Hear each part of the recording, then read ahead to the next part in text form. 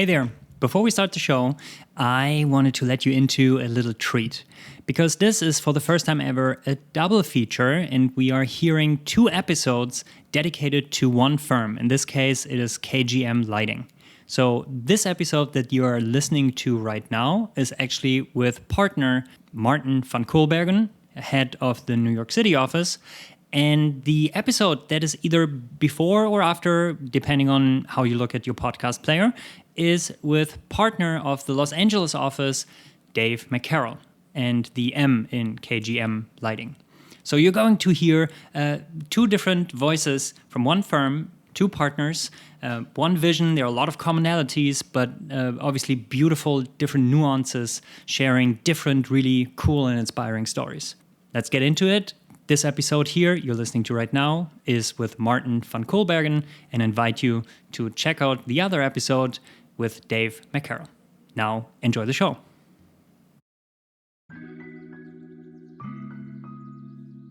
If you don't try something, then it's up to you to try something in order to improve yourself, right? And it reinforced the notion that failure isn't the end of everything. For a few seconds, it would be this red pulsating light. And, it was in honor of those who were, who had gone because of the pandemic, but also in honor of those who were helping to save those in the pandemic. But the idea that a building could represent a heartbeat with lighting, it's just, it makes me happy for what we do as a profession, that you can affect people that way. You have to shift quickly to understand what the other person's expecting, because I can't take something formulaic in this profession and just copy mindlessly from project to project to project.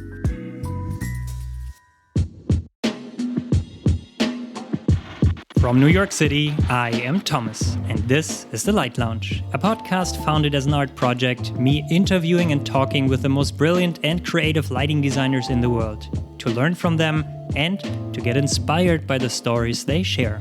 Welcome to the show. In today's episode, I'm speaking with Martin van Koolbergen, partner at KGM Architectural Lighting and head of KGM's New York City office location.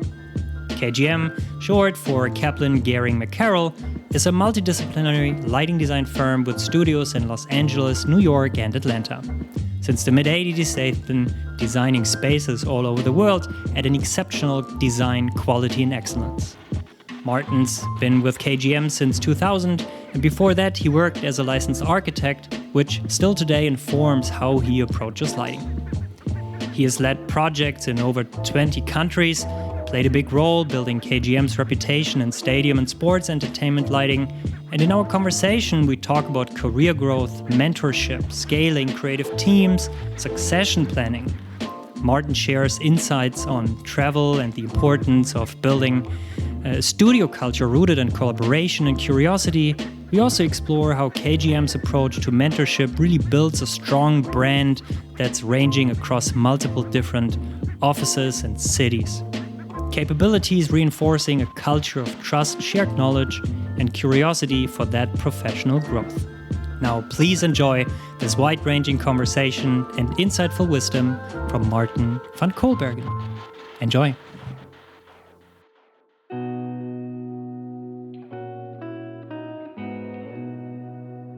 I lived in Italy for a year in school, and I traveled all around Europe, but it wasn't really until I started my lighting design career that I had the ability to travel the world. There's projects that would come up in Asia, in Europe, in Latin America, these locations where, a guy from outside New York never had ever been to. I think that's the big hobby that I've got. When I moved back here, I lived in LA for 13 years. When I moved back here, I thought, well, I don't have, I need another hobby besides this. I need something for when I'm here. And I tried to learn how to play the harp That's interesting. Yeah, that was a good one. That was a fun one. I knew how to play the piano. I knew how to play the guitar, but I had no interest in buying a piano for an apartment, and I had given my brother-in-law my guitar. So I was actually at a hospital where my dad was for a little bit, and there was a woman who was teaching people the basics of how to play a harp, and I think she was just trying to keep everybody in the hospital calm. And I thought, oh, well, we're in a weirdly stressful, position, being designers who are always late for doing everything. So I need something like this to calm me down. And so I thought, okay, I think this is what I want to do. So I found somebody who lived near me who was a harpist, and that was a funny story because she didn't know who I was. Some guy is randomly writing her and saying, "Hey, can I learn how to play the harp?" She said, "Okay, why don't you come over? I'll show you a few things." I get to her apartment. Her husband answers the door. He sees me, and he's like, "Oh, okay, we're good." And then he let me in. I was like, "Oh, okay, thanks." So we tried probably for about 3 months, 4 months. I own a harp, but we realized that I don't know how to play it, and I still can't. So there's a harp collecting dust in my apartment now. But it seems to be an interesting experience to trying something for the first time that you hadn't done before. And I think not artificially, but thinking about the lighting industry, I'm really curious when we get into it. There are just so many different things, and we both also came just from a conversation where there's so many expertise needed and so much technology, and sometimes I personally think, oh wow, the times where there was just an incandescent lamp or a halogen lamp with a dimmer and that's it, were maybe different. Still something that you took away from it, learning, or from that experience that you thought, either you thought it might have been easier, or was there still something that you admire about it? I think there was, we became very, very close friends, actually. So it was a weirdly social thing for somebody who's not very social. But it gave me it enhanced the understanding that if you don't try something, then it's up to you to try something in order to improve yourself, right? And the notion, it reinforced the notion that failure isn't the end of everything. And I learned that here too in lighting, because our firm does absolutely everything, right? We don't specialize in a particular project type or building type or size. And so for somebody who came into the lighting at the beginning of my career, it was about 7 or 8 years as an architect, and then I became a lighting designer out of complete circumstance.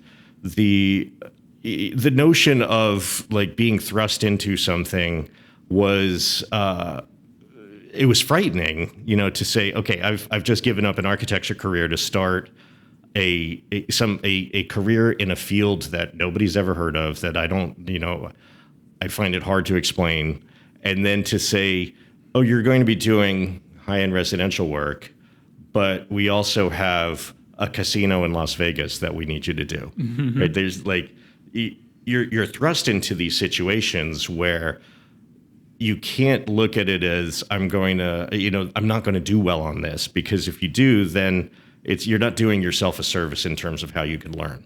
I think it takes a certain bravery to do this, right? To travel. I mean, is exactly as you described, that your office today is working on a wide variety of projects, maybe because lighting design is so unique that you just have to travel out of necessity.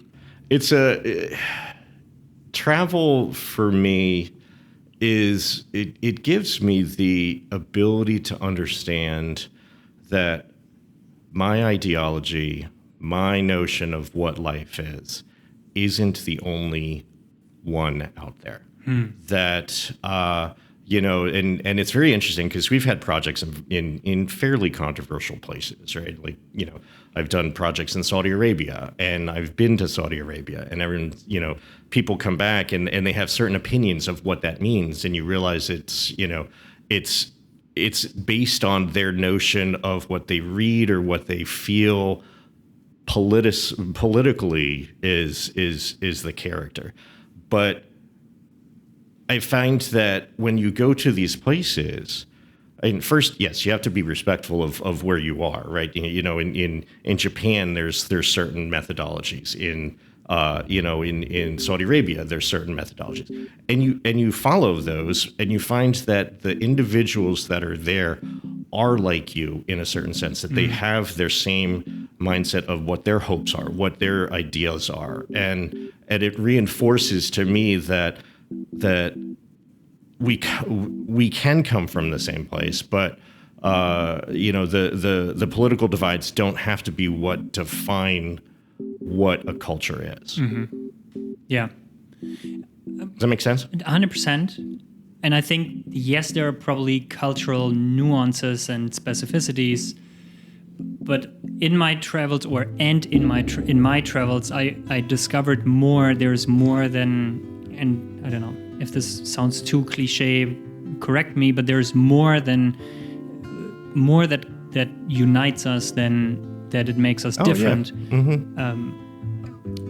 Absolutely. I think that, there's look, that's one of my biggest goals is, outside of, being successful in a career is hitting over 100 countries. I was hoping before I retire, but we'll see.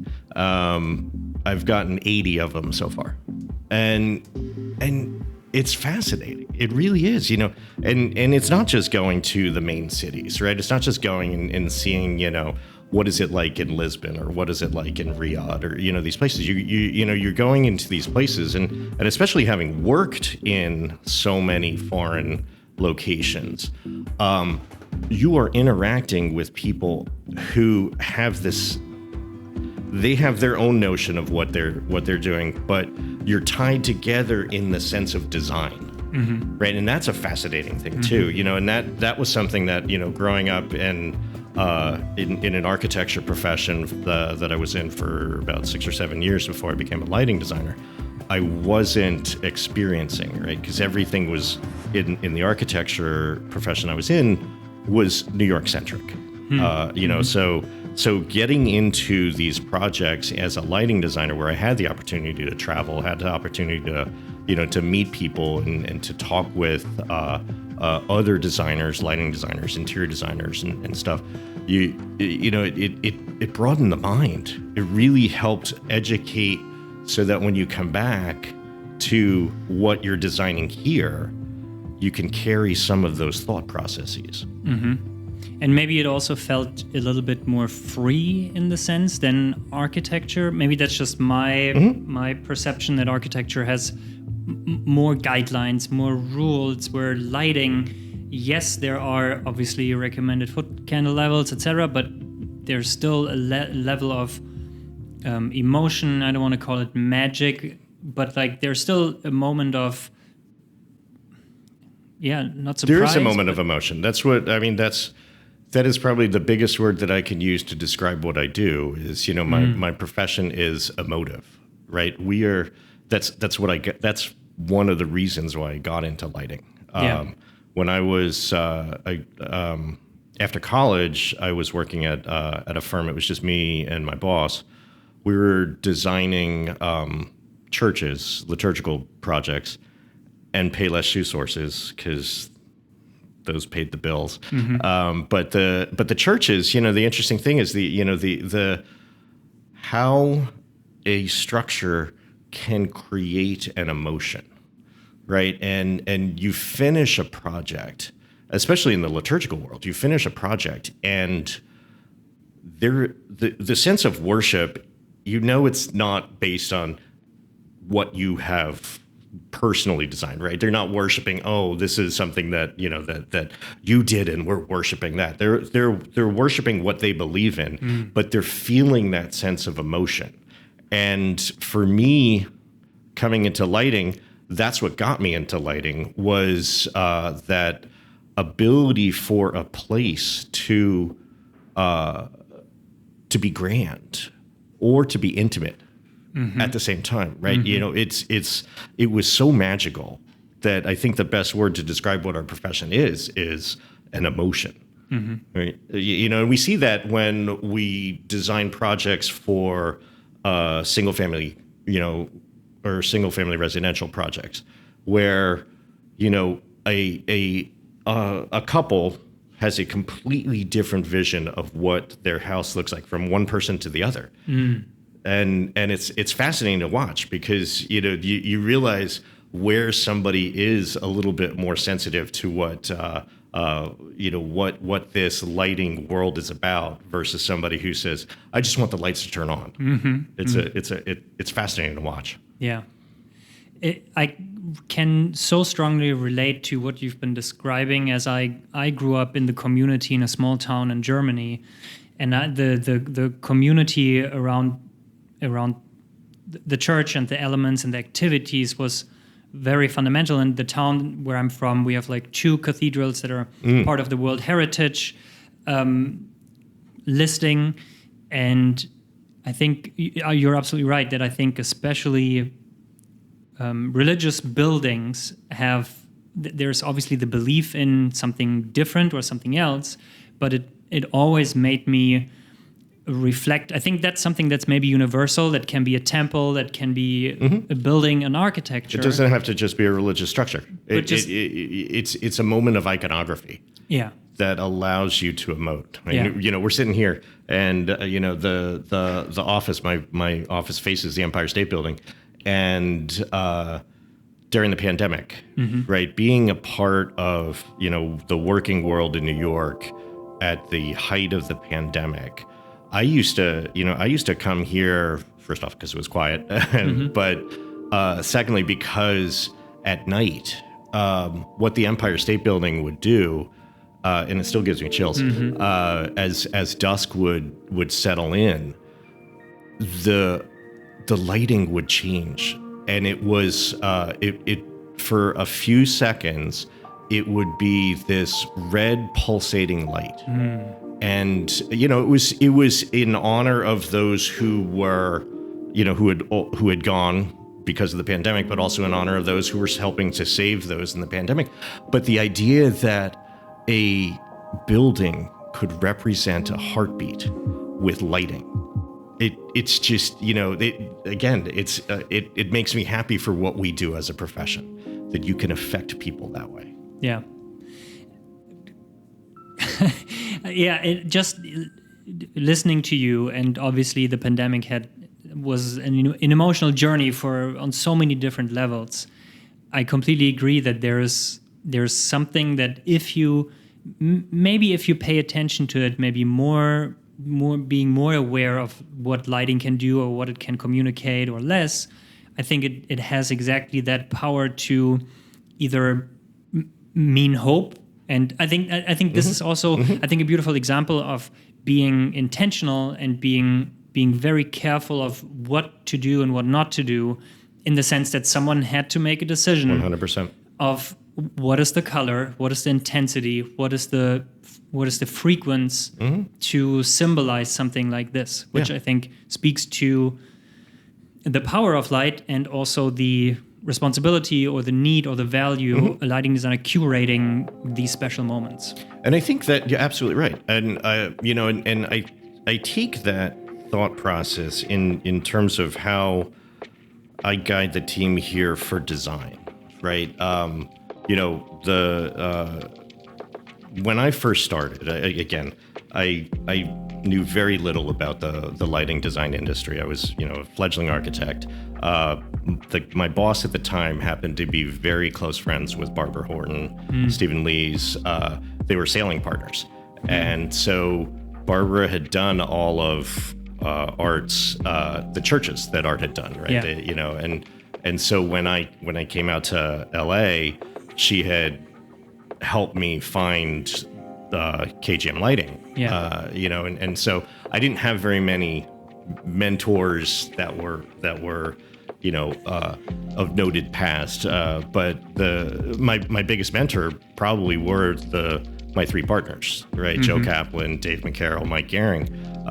And Joe used to say that as lighting designers, we need to learn how to read the watch, but not how to build the watch, right? And we carry that through to a certain extent in our design philosophy, because we do need to know, like you're saying for the Empire State Building, you need to know, how do I make this, how do I create the understanding of frequency, and how do I make sure that the right colors, all that stuff. We have to kind of understand that, but our clients don't need to have that in depth of a knowledge, right? Most clients, they want to walk into a space and they want to feel wowed, or they want to feel secure, or they want to feel serene. They want to feel those emotions. We don't need to constantly hit them over the head with, well, this has to have a certain amount of foot candles, this has to have this type of lighting, because that takes away the art of the science of lighting. And without the art, I don't think I would be in this profession. Yeah. And I think that maybe also comes with the experience that you've accumulated of having the certainty that a project will work out a certain way, and not like I was running around at the beginning of entering the industry just telling everyone what Kelvin is and what the color temperature is and what this means and where this is coming from, when in the end no one really cared and everyone just wanted it to glow very gently or sexy or warm or be refreshing or cold. Understood. Yeah.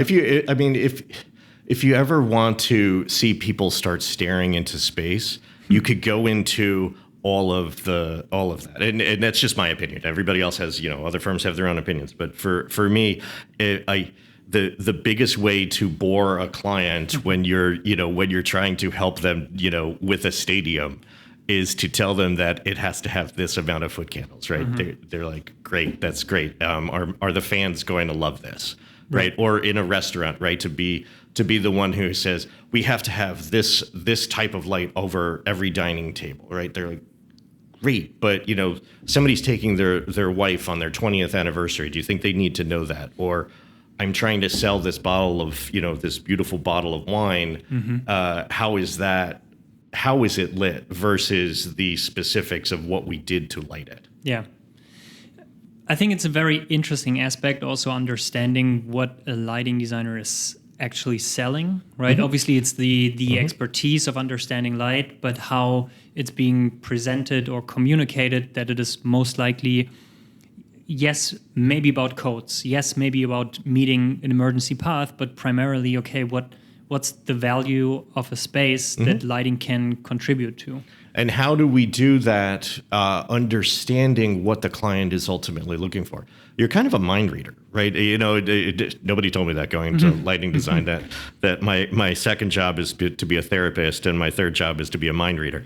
But you start a project based on the experiences that you've had in the past, right? But then you have to shift quickly to understand what the other person's expecting. Right, because I can't take something formulaic in this profession and just copy mindlessly from project to project to project. First off, it shows no sense of individuality or creativity. But secondly, the same solution doesn't work for every person. Right? You might I've done thousands of houses, thousands of residences since oh my God, when did I start? In 2000, so 25 years almost.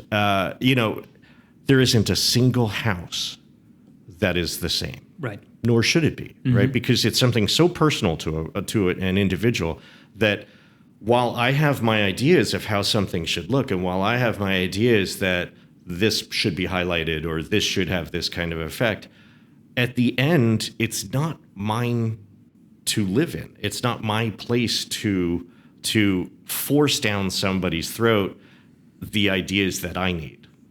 So I have to play that role of gently guiding, and this is what we've all been taught here, that you're gently guiding a very sensitive topic to have an understanding of what your client is looking for.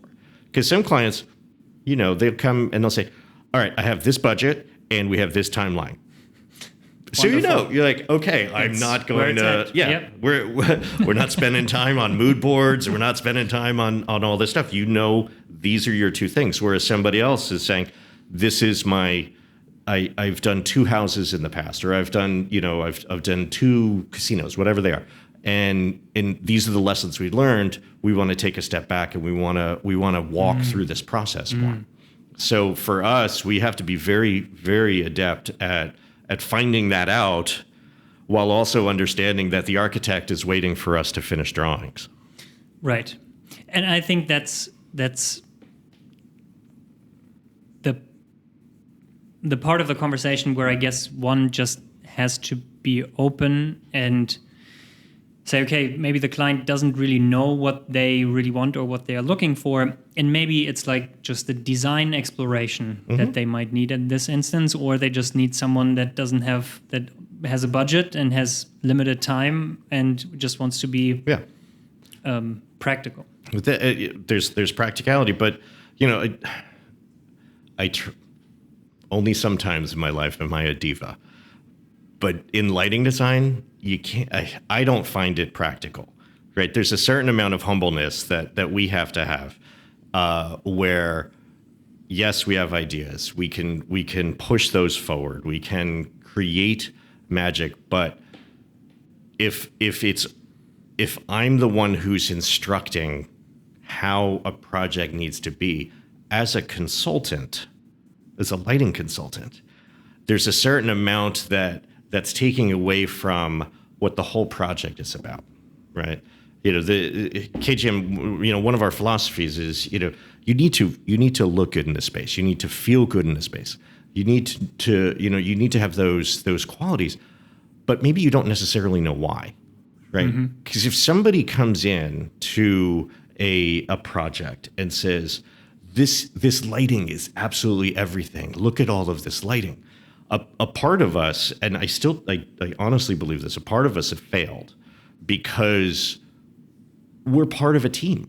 We should always be part of a team, right? The building should feel good, right? The architect has spent a lot of their energy doing what they're doing. Interior designer, the landscape architect, even the engineers. You have so many people as part of a team that if they come and they single out what you've done, have you raised yourself on the pedestal too much?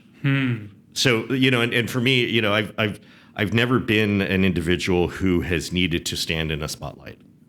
It's not my job, right? My name's not on the door. There's a reason my name's not on the door.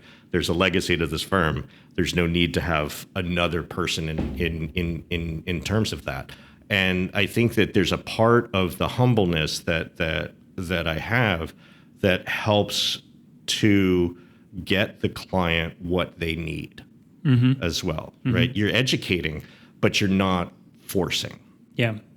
If you don't mind, you've mentioned it a couple of times, sort of your 7 years as an architect, and I only could find the name Arthur John Sikula. Yeah. Was this the person that you referred to as the boss, and you worked on? How was that time? He was fabulous. A very dear friend of mine, very, very close friend of mine. It turned out. So when I was in college, I went to Notre Dame. I primarily chose that because they made me live in Italy for a year. I forgot they had a football team, but when I was, I think, a junior or senior, I wanted to have a summer job that was in my profession versus going and working at Food Town or wherever as a summer profession. So this was back in the days where you had to look in a newspaper, and there was a little want ad in the newspaper. It was 3 lines. I think I still actually have the clipping, and it said draftsman needed for a firm in Hackensack, New Jersey. So I applied, and I went and met him, and Art had a career as an architect probably about 10 or 15 years before me. And didn't know what I was getting into. I had no idea. At Notre Dame, we were a very classically inspired architecture program. We kind of fell into that as in our sophomore year. It was a little jolt. So here we are watercoloring our thesis projects, designing everything, understanding who Palladio was, but maybe not Mies van der Rohe, because it was a very, that was just the way the program was. But then I go into this architecture firm where it's just me and art, and he's telling me to, I need to draw flashing details. It's like, I don't know what these are. I didn't watercolor a flashing detail in college, so what's a curb cut? These kind of things. So so he took me under his wing, and it was a great experience, because it was just the two of us. And when it made it a little bit more difficult after I graduated, I started working for him full time. There was we had brought in one person here or there, but at the end of middle of 1999, I had met someone who was working in the fashion industry, and we got together. About 2 months after we got together, he had the opportunity to move to Los Angeles, and he said, "Would you like to come?" Weirdly enough, his company was paying for me to fly there and to find a job and to do all this. So they were wooing us, and I was like, I've never been to LA. I don't know anything about it. So sure. So the hard part for me was trying to tell the person who has taught me for 7 years that I'm now reducing his staff by 100%. Right? But Art was, he was great. He was the one who said, "Look, talk to Barbara, get see what she knows about lighting." Because I said, I don't want to stay in architecture, but I think this lighting could be a really fun career. And you had learned so much with Arthur about lighting that there was already I knew about it, yeah, because I saw all of Barbara's drawings. I knew all of the I knew that it was a career, right? And so that was one of the weird things, was I was either going to go into lighting design or furniture design, and I had Italy furniture design. Oh no, it was because I was designing altars and I was designing like tabernacles, and I kept thinking that was 25-year-old self thinking, oh my God, somebody's worshiping an altar that I designed. So I was like, maybe I should do furniture design. Then I realized that probably wasn't gonna cut it. So that's when So he was a big influence in my life, both personally, professionally, and we stayed in touch through the years. Again, while I was in LA for 12 or 13 years. When I moved back to New York for family reasons in 2012, I was talking to him, and he said, "Rent a desk from my office." So it's a very interesting thing to create a career and be in a career and then come back in the same to the same place. Bless his heart, he passed away last year, which was a huge shock, a huge loss for me. To see one of the people who helped you grow in your life, to move on. But the inspiration is still there. Yeah. So from then moving to LA and joining KGM, would you mind talking a little bit about the individual names of KGM, because I also only refer it as KGM Lighting Design today. Yeah. But the partners, and you are one of the partners, are not the K, the G, and the M anymore, right? No, because if we added a V, it would be like an eye chart. Right. So the firm started with Joe Kaplan. He had started the firm, and like I said, in 1985. Off his dining table, he was doing work, like I said, for residential and for large-scale casinos. A few years later, he brought in Mike Gehring, the G of the KGM. Mike had experience with more of the commercial realm, which was really good because if there's one thing that we learned is expanding the pie in terms of project type is huge for a small consultant, right? Because if there's a recession and it hits the residential firms and all you do is residential work, you're not going to be working anymore. Right. So Mike started, I forget how many years after, it was like 5 or 10 years after. And shortly after that, Dave McCarroll joined. Dave had brought in a great deal of experience. He was working for Anshin & Allen. He was helping to do some of the expansion of the Salk Institute. So Beautiful. He had a lot of lab experience. He had a lot of those kind of connections. And so the three of them, as they started to create the firm, as they melded into a partnership, the firm was called Joe Kaplan Architectural Lighting. When I got there a few years after Dave, they changed it from Joe Kaplan Architectural Lighting to Kaplan Partners Architectural Lighting.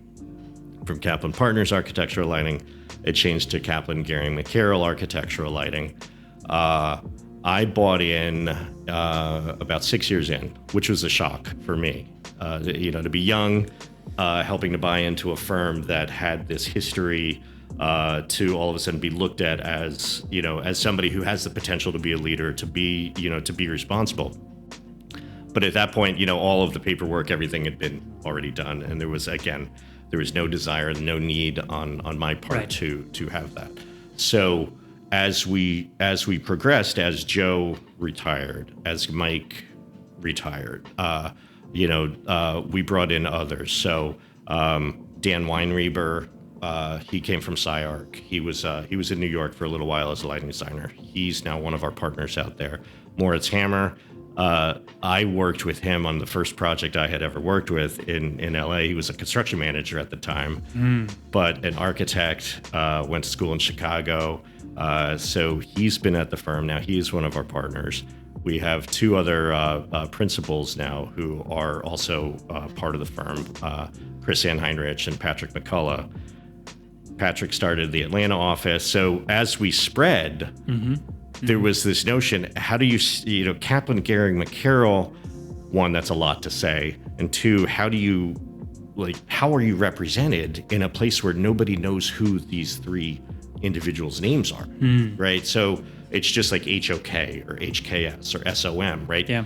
They have their knowledge. We know who they are, but if you're establishing a location outside of where the mothership is, what is important? And so that's where we became KGM. Yeah. And I think it makes a lot of sense. I think it speaks to it's a very strong brand that has in the industry an enormous recognition. Thank you. And I think it also speaks to it speaks to every company is like a living, breathing body that is always changing, adapting, etc. And I think having the ability to bring in new people, having established a brand and letting the brand shine, but being able to have different people take different roles, I think just speaks to the strength of adaptability and also having more expertise and making maybe just an abbreviation, fill an abbreviation with meaning and with context and with expertise. Yeah.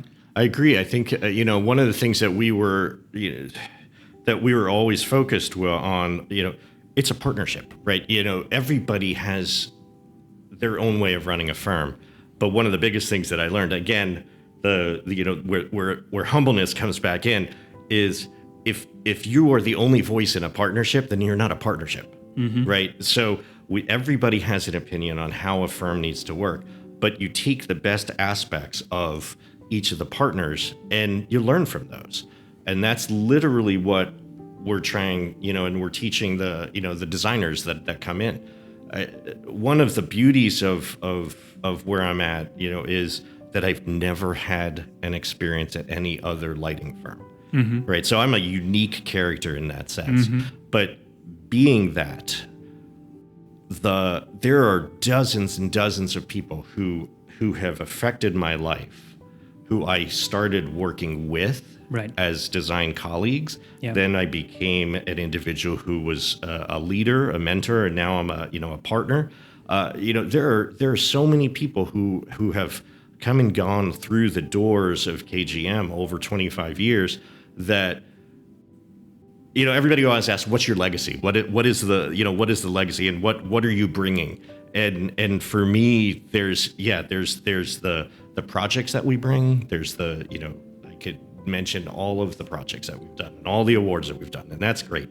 But one of the biggest things about what I see as a legacy is the ability to have a community of people who know what it was like to work with you, because it's almost like a family, right? I go back to LA and I could put together a dinner for people who started in 2000 or people who were there in 2008 or people who are still there, and none of them know each other, but we all have the same common bond of having learned from what this firm has done.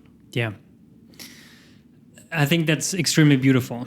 Listening to you really makes me appreciate KGM and the energy and the spirit of KGM even more, but also maybe speaks to a robustness towards potential change. And I'm thinking specifically about some firms in the field that maybe have built their reputation about just like one or two people, just because that's how, and again, please chime in here, is that a lot of designers had to just build their offices at a time where no programs existed, and they were just artistic in a way, and they kind of grew their own business out of the artistic expertise or what was there. And there's always the question of sort of succession and have you built a strong team to survive if one of the partner passes away, or so the infrastructure of a company, it seems like it's a huge thing, important. and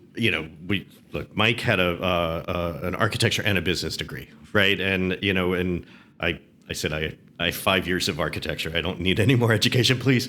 But the idea of succession was huge because we knew we wanted the longevity of the firm.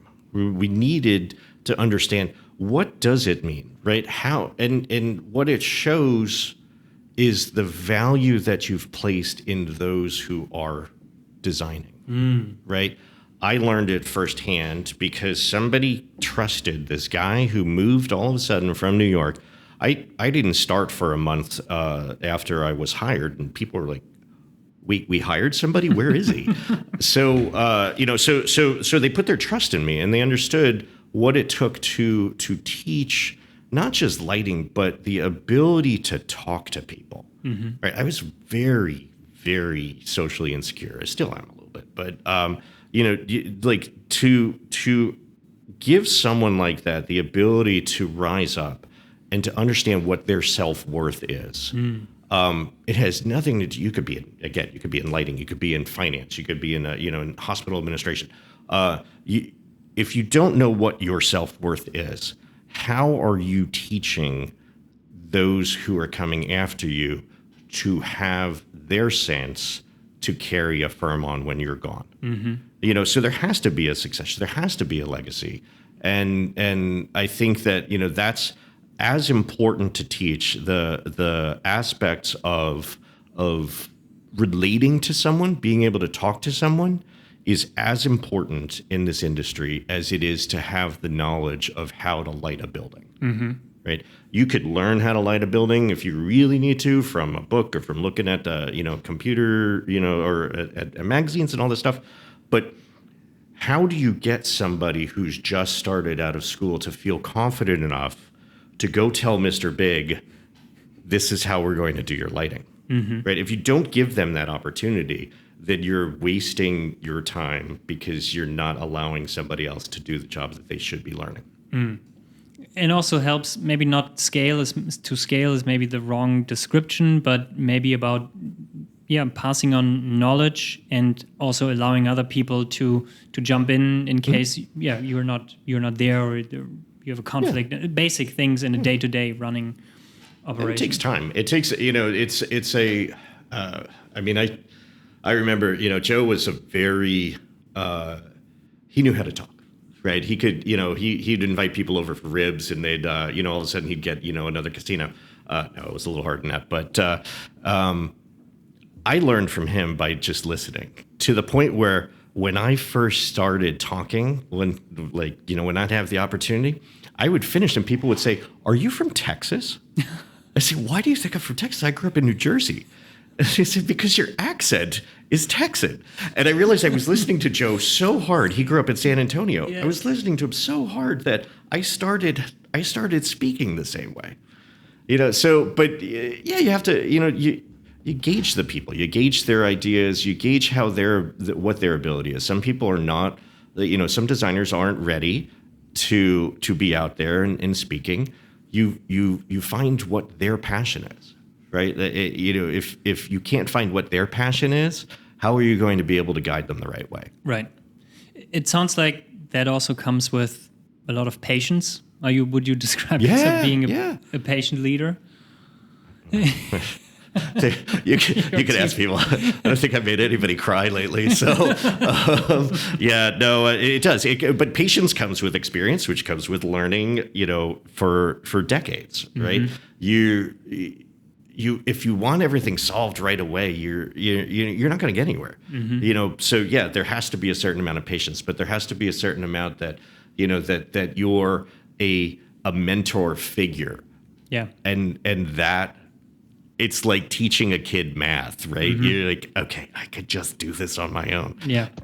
But if I sit back and I explain this, it might take 3 or 4 times to explain this, they're finally going to get it. Yeah. Yeah. Absolutely.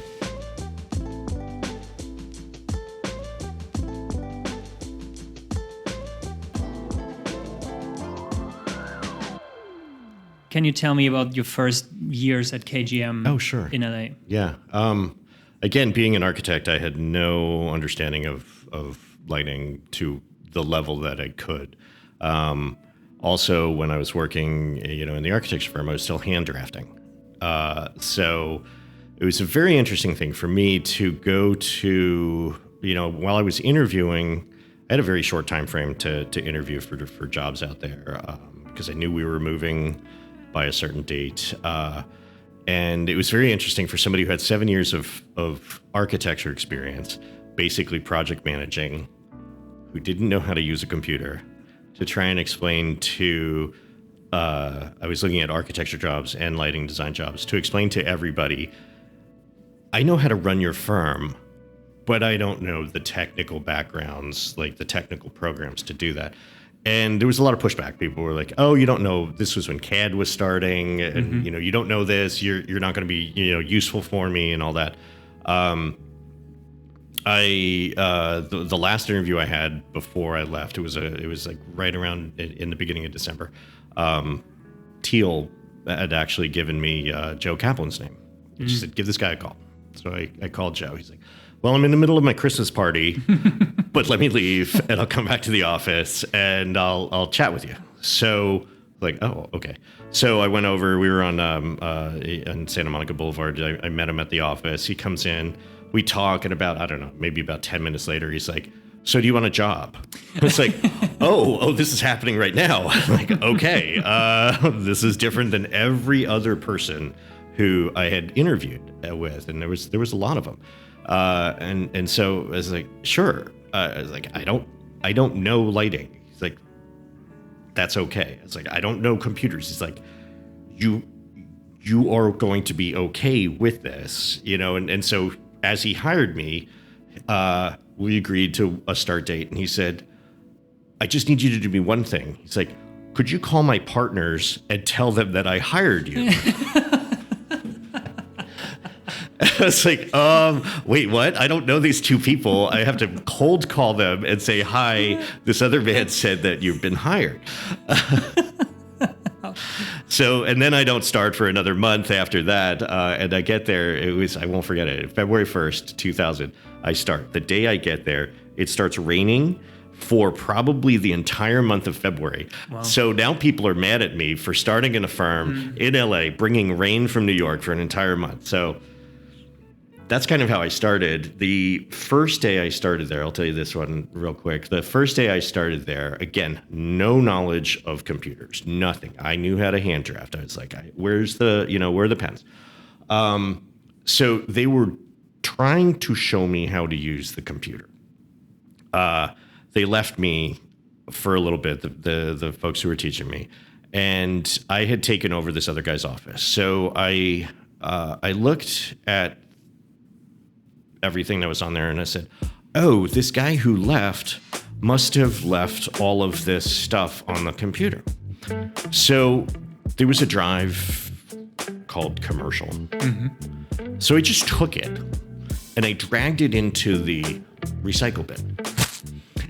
And then there was a residential one. And I was like, oh, okay. So I'm cleaning out the computer because I thought it was I had never heard of a network. Right. So I'm deleting everything. All of a sudden, everybody outside is like, where did my files just go?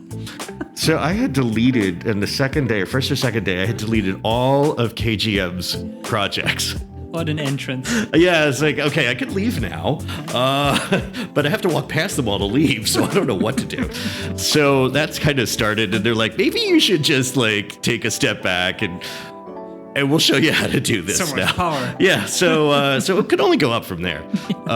So it was, learning that was a fun task. But getting into lighting, looking at, the first few years again were there's a lot of listening. Right. And for somebody who's talking a lot right now, that was a huge lesson, was to learn how to listen. There was this one time where I thought I was ready to talk, and I was with Joe. We were in Hawaii at this house, and we were talking to this, not Hawaii. Yeah, we were somewhere else up in Northern California. She had two houses. And Joe was talking, and I thought it was a good time for me to opine. So I start saying something, and it makes no sense whatsoever. And Joe's keeping his cool. The client, she just stops and she looks at me and she says, "Who are you? Are you his son?" That's when I realized, okay, I need to go back and I need to learn a little bit more before I open my mouth again. But there are lessons. I mean, it was a big lesson to learn. It was a huge, understanding that, that from a business aspect, right? You have to be ready. Like those who are your mentors need to understand how and when you are ready to do something. Mm-hmm. And I carry that through with what I do today. There's, you want everybody to have the opportunity, but that as eager as they are, sometimes they're not ready yet. So I did a lot of CAD. I did a lot of production. The beauty of being able to do a gajillion different types of projects are, the fact that I'll call them the smaller projects. The smaller projects are something that a junior designer can take on with some guidance from a mentor. And that's how I learned, and that's how we teach everybody now.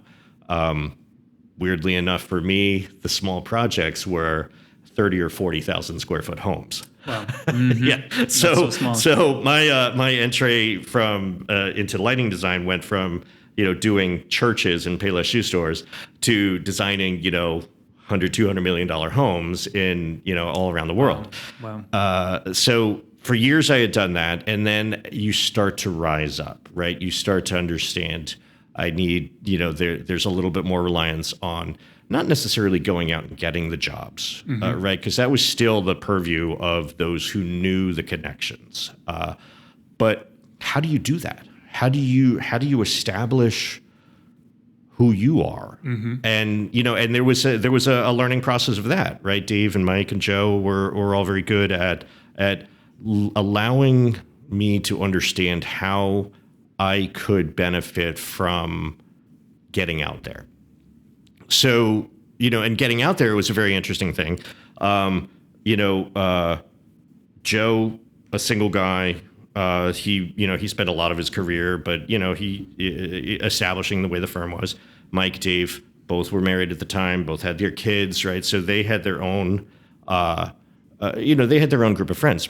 And it was never a huge thing, ever, being gay in the lighting industry. That was like, who isn't? At this point, it was almost that way. So, and what I had understood was, there was such a welcoming aspect to it that I never felt marginalized, because, as I find out, most of the interior designers who I was working with and a lot of the architects who I was working with were all on the same team. And so it became a very interesting, I'm not going to call it an asset, but it allowed me to start getting my own client base, right? Because there were people who I could relate to in my personal life that I could joke around with a certain way, and then they'd give me a job versus somebody who was, married, children, that kind of life. So it was an interesting aspect, of my career that I'm not going to say using your identity gets you places, but it allowed me to understand that I have my ability in my own way to do my own networking. And that allowed me to start, to start broadening the aspects of what KGM were. So I think it was about 5 or 6 years into KGM was when they offered me the first set of partnership, right? They were like, buy in a few percentage, you'll pay it off in a number of years.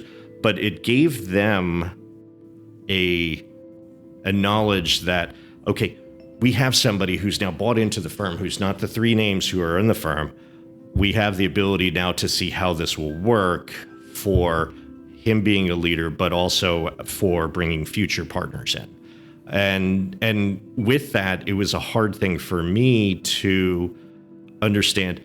I now have to start shifting a little bit of, I was designing, I was doing the production, I was doing all this stuff, to I now have to do a little bit more marketing. I have to do a little bit more of this. It was a slow divergence off of the path that, that everybody comes into the design world with.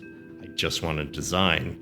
Well, you can't just design in this world. You have to get the jobs. And so for, until 2012, I had, acquired more and more of the shares that I had in the company, but with that required more responsibility on the business end. So when I came here, I moved. I'm so sorry. Before we go there, because I appreciate you bringing this to the conversation and offering this. If I just reflect this back, you mentioned that at the time, at the beginning, people were asking you if you were from Texas and you had an accent because you emulated Joe in a certain way, trying to learn from him, and then you kind of stepped more and more into yourself and shared with the world who you are as a person, not only as a professional but as a complete human being, which I think is such a beautiful way allow the world to discover you. Is this something that you see in potentially people that you hire in the sense of like who they really are, what they are interested in, what they care about, etc.? Our life shouldn't, in my opinion, I have to say it that way, life does not need to be defined as what your identity is, right? That's a part of it, as much as it's a part of, what side of the street you live on. I have never looked at my identity as a defining moment of a career. It's certainly a defining moment of a lifetime, right? We don't have enough time in this podcast to go over like what it did to my life and how I've been affected. But being in this industry and seeing individuals who themselves were massively successful, and I will say that were, despite their identity, it was powerful. It really is, because just as other people have mentors and icons, and in terms of what the skill set of somebody is, for somebody who was shy enough to not figure this out until later on in their life, to see people that are similar and super successful. It was really important. I had this one, one of my dear friends who I could consider a mentor. We were doing this huge casino project in Vegas, and And he and I, we've been to India, we've been all over the place. He was a very prominent interior designer. We're in this meeting, and he was slightly flamboyant, right? But now all of a sudden you're in this meeting for a casino with, Mr. Big and all of the big shots, and everybody is terrified, right? Because in Vegas, if you do something wrong, you're worried if you're going to be driven out to the desert. And so he presents this whole project, and you could see the owner's rep just getting angrier and angrier and angrier as he does this. And so when he finished, the guy, it looks like he's about ready to just kill the interior designer, and he starts screaming at him. There were 20 of us in the room at the time. So everybody automatically goes down and starts looking at their phone. They're like, not me, not me. And he is being berated and how horrible his designs were, how awful he was, that this is the worst thing, and that they could take us, all this stuff, take all this action against him. And the interior designer, he stopped and he took it all in. And then all he said was, well, I guess I'm going to cancel my manicure for tonight and redo the project. And of course, everybody else now is slinking even further in their chairs. And this guy literally did exactly what you just did. He just stopped and he didn't know how to say anything. But the interior designer diffused this bomb by playing off of something that everybody could understand and relate to. And I thought, wow, this gay guy could go and basically tell off the head of a major casino corporation this way. I think I'm going to be okay. Yeah. What a beautiful story, and thank you for sharing this as well, because I think that's everyone has a certain set of adversity that he or she and anyone in between and out there is trying to work through, and I think that's why it resonated with me in that sense that I appreciate that. There is power in it, and I think that's something that I wish for myself and for anyone else, that they just step into their own power and fully own themselves and who they are, and maybe not from a sexual orientation or from anything of that nature, but more from whatever it is, from a confidence level from a comfort level, or being able to speak in an environment without any fear, or even rising up to that moment in the boardroom where you are able to maybe also put things in perspective and say, okay, this is your opinion. And there are many ways that you could do this, but this is the biggest goal as a leader in an industry, is to allow others to understand what their strengths are. If they don't initially see it, you can help bring it out. Obviously, there's an end, an end in sight. If you can't get that person to be where you need them to be, right?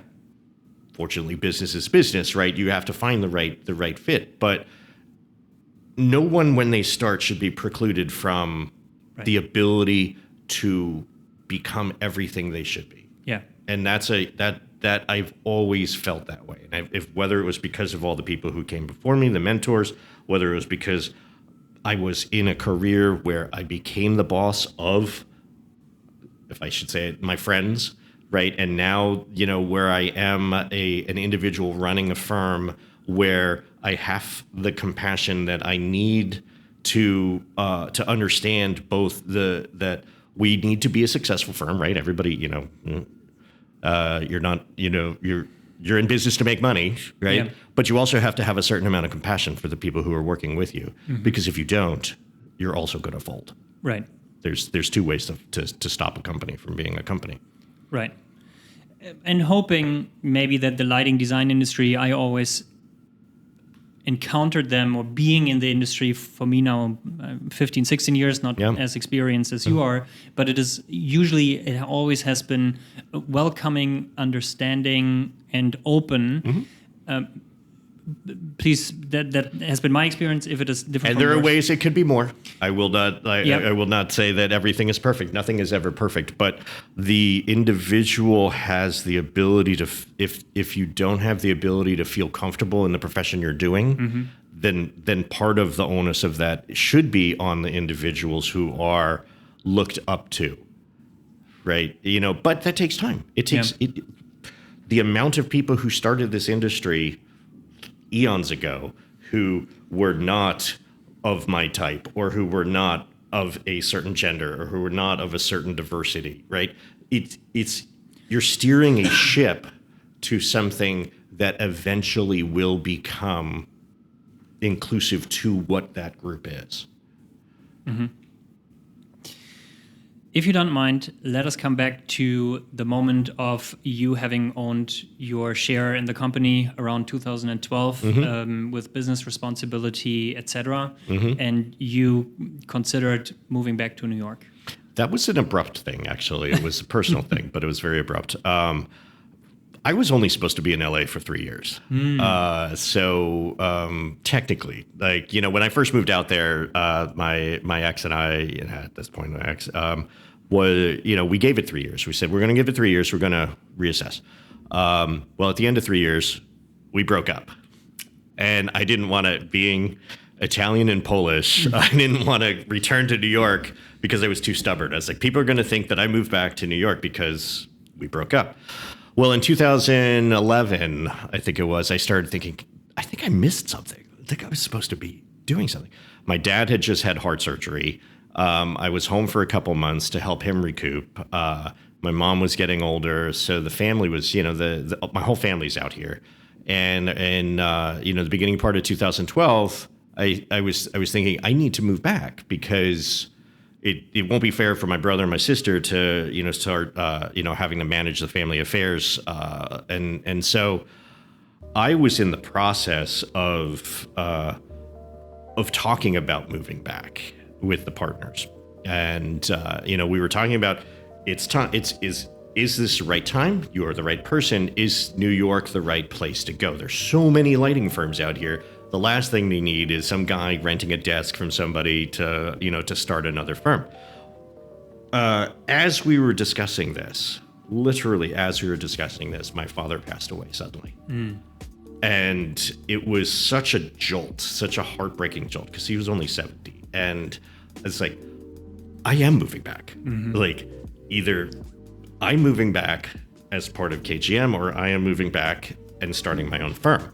But the immediacy of the situation was something that I did not expect it to happen. And I have great partners. I really do, and that's where empathy comes in, right? There's a certain amount where, everybody understood, hey, this is not just he's trying to leave, this. He's got to piece life back together again. So when I moved back out, that was an interesting time because I was like, how do I start a firm in a location that I'm not in, even though I have work here? So starting the firm in October of 2012 was interesting. I had one person who, I started the firm with. I had an individual who I asked to help us out. And the two of us would go to, we'd try and figure, how do we fit in? How do you get into such a tight market? Oh my God, it was like a fort. Yeah. And so what wound up happening, it was a very weird thing. What wound up happening was my design friends from Los Angeles would start giving me jobs in New York. Beautiful. Which was great, except it still meant I had to go to LA to meet up with them. And then when we started to have contacts here in New York, they say, oh, you have an office in LA. We have a job in LA. Can you work on that? I was like, guys, I just want a job where I could go to a meeting and be in the same city as the project. And so it's very funny because people have, I've had people who say they don't know us, right? In New York, they're like, who are you? You don't have a name here. It's like, I don't need a name in New York. I'm fine with who I am. I'm totally fine now getting on a plane and going somewhere. I don't need to have all of my jobs, in Midtown Manhattan or, or in the Hamptons or things like that. As it turns out, there's a lot of firms that we've met over the years where, again, because of your relationships, because of how you can talk to someone, because of what your responsiveness is on a project, they're repeat clients. And that's what's given us the projects we're working on. And so for somebody who went from doing, high-end residential work to all of a sudden now doing NFL stadiums and development, huge large-scale developments, while also doing high-end residential work, it's a fascinating journey, because I would not have thought of that this person who, came into the lighting profession by erasing an entire company's hard drive, was going to be doing, all of this stuff. But the biggest thing that I learned over the years is you have to stay open to change.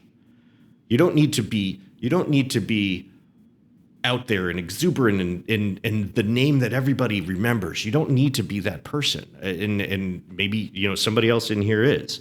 But for me, you just have to be open to accepting the next logical step. Yeah. Does that make sense? Yeah, totally. Yeah. Because no journey, no life is like set in stone, and especially in this world that we live in today, and we don't have to go into the politics of the current nature. There is so much change happening, and no one can predict what's happening in the next couple of weeks or months. Oh yeah.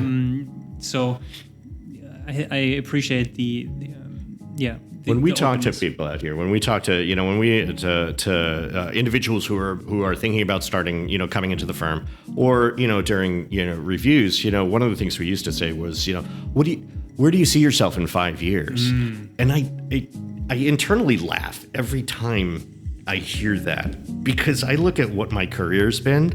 I was like, oh Jesus, I would never have thought this is how it worked out. 5 years, 15, 20 years ago, I would never have guessed this. You could have, if I was able to forecast this, I should have won the lottery, but you can't. And you got to let everybody find their own path. Yeah. It's going to be weird. It's going to be circuitous. It's going to be figure eights. You're going to step back 8 times and then you're going to go forward, but everybody gets there. Yeah. Speaking of getting there, we're almost at time. What does KGM New York focus on today? Do you have, specific projects that you would like to work on or continue to work on, or something that you would like the universe to know what you would like to attract in the next near future? Yes. Yes. Where do you see yourself in 5 years? Got it. Okay. So now that I said that, it's KGM New York is what we've always tried to do in terms of me coming back here, in terms of Atlanta opening. We are always trying to make sure that folks understand we aren't an individual firm, right? KGM New York is. We have clients who are ours. They don't know, Atlanta. They don't know LA. But there has to be a cohesiveness for a nationwide firm to exist. So as we look at this, it's a valid question, because we partners, we're as we talk about branding, as we talk about where our focuses need to be, we do look at that, and so I would push back on the question of what KGM New York wants, because I got what I want. I'm in the city where my family is. I'm living the life with my partner that I want to live. I'm traveling and I'm doing projects that I love, right? The projects that I love, the specific nature of them, the hospitality venues, the sports and entertainment venues, the high-end residential stuff. For me, those are the things that you could be passionate about because other people are, right? But that's not to say that we shouldn't welcome a kick-ass corporate space, right? Or doing we do high schools in Los Angeles, right? We do these things where education is important, right? We do a lot of college venues, right? Weirdly enough, years ago, I did a project with Raphael Vignoli that was a project for Claremont McKenna. I had no idea this was where it was going to be, right? To be able to do stuff that continues to inspire is what I look for. And that's a weirdly generic way of saying things, but I want everybody out here to be able to write the book that's fabulous, right? I have my stories. I could go on for days with all the stories and the chapters that this career has given me, right? And I want, as I look towards the future, as I look towards the next few years before I decide I'm going to hang up my shingle, how do they get that? And so that's what I want KGM, all of KGM to be looking at now is what do you want? What inspires you to continue on? And hopefully what I've taught is that yearn and that drive to go and succeed. Yeah. And while you said this, you pointed at the office. Oh yeah, I'm pointing at the office. Where a team sits and the people that you've crafted around you and created such a beautiful environment. I want to mirror. I think there are, with your 7-year architecture, almost 25-year experience in the industry, there are many people I think that you have influenced. You certainly have created a beautiful name for yourself in the sense of how you are talking to people, mentoring people, being there for people. And I'm extremely grateful for the conversation, and thank you so much for. I really appreciate everything you're doing too to help enhance what everybody's to enhance what history is for everybody, right? Mm-hmm. What you're doing is a huge asset to the lighting design community as well. So I appreciate and thank you for what you're doing. Of course. Thank you so much, Martin. Thank you. Dear listeners, thank you so much for listening to this amazing conversation that I had with Martin van Koolbergen from KGM Lighting.com, KGMlighting.com. If you want to learn more about the project, the company, the culture, the philosophy behind the designs that they create, then please have a look at their website. And if you like this conversation, feel free to reach out to them and share the love for the openness and the wisdom that Martin shared in this conversation. I believe they're always looking for talented designers to join their team. So please feel free to reach out if this conversation inspired you in any way, even just to say hi. I think they would appreciate this very much. If you like this episode, please feel free to share it with a friend who you believe and other fellow lighting designers might get value out of these conversations. It would mean the world to me. And if you have any questions, inspiration, pointers, concerns, feel free to reach out either on LinkedIn or on Instagram. As always, share the light you are, and I see you in the next conversation. Thank you for listening. That was another episode of The Light Lounge. Enjoy.